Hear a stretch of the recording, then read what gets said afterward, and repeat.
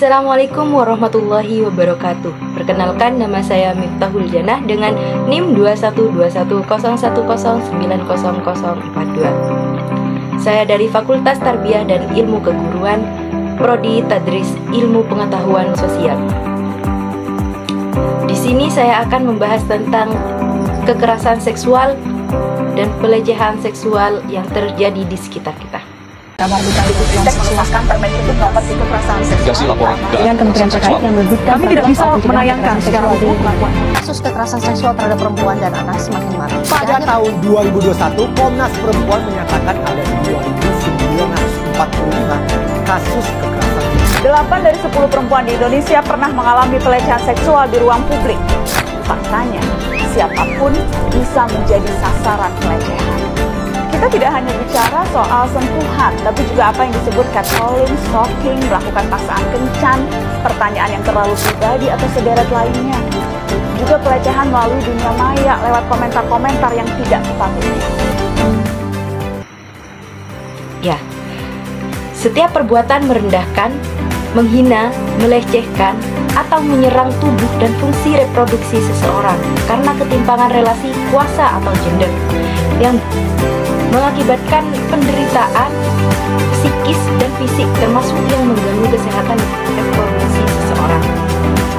Contohnya, ancaman, perkosaan, intimidasi seksual, dan eksploitasi seksual. Selanjutnya yaitu pelecehan seksual.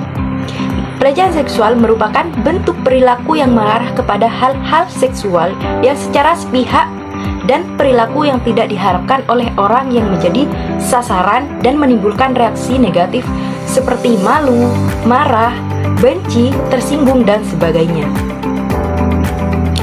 Contoh pelecehan seksual yang pertama yaitu memberi komentar seksual.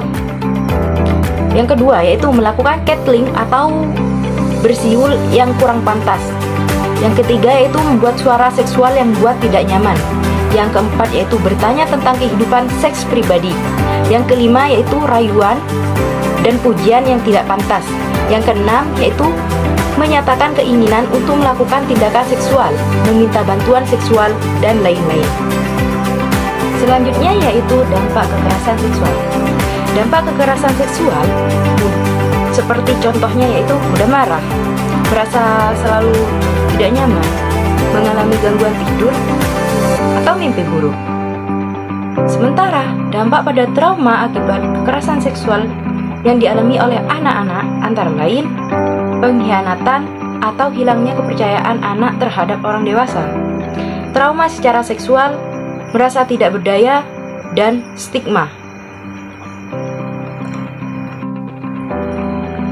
Sementara itu, bagaimana cara mencegah kekerasan seksual tersebut? Yang pertama, kita harus berani menolak ajakan atau paksaan orang lain yang mengarah kepada tindakan pelecehan seksual. Yang kedua yaitu tegur langsung atau minta bantuan kepada orang yang ada di sekitar. Yang ketiga yaitu lapor kepada pihak berwajib.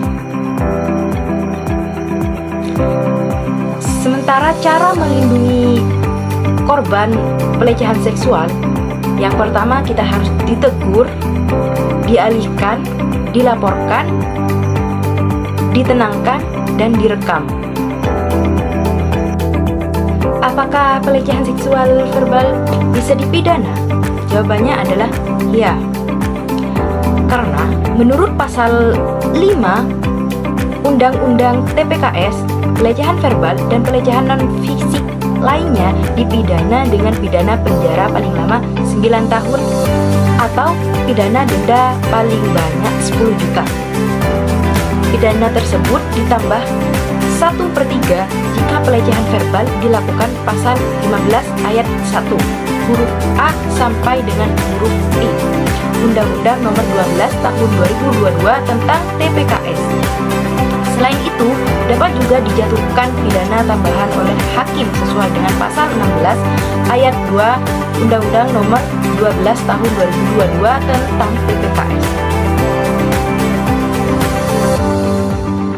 Berikut adalah data kasus kekerasan seksual yang terjadi pada tahun 2023 yang dinyatakan pada tahun 2024. Kekerasan seksual dapat terjadi kepada siapa saja dan di mana saja, tidak memandang siapa kamu dan apa jenis kelaminmu. Mari kenali dan cegah setiap tindakan seksual. Ayo dukung para korban yang mendapat kekerasan seksual untuk melapor dan mendapat keadilan. Sekian dari saya. Wassalamualaikum warahmatullahi wabarakatuh. Salam sosial.